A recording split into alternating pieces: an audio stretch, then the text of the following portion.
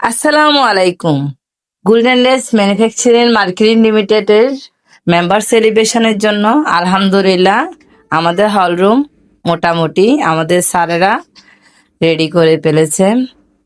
তো আপনারা যারা যারা আমাদের অফিসের কাছাকাছি লালখান বাজার অফিসের পাশে আছেন অবশ্যই আমাদের প্রোগ্রামে অ্যাটেন্ড করতে পারবেন। যদি অ্যাটেন্ড করতে চান আমার মেসেঞ্জারে নক করতে পারবেন।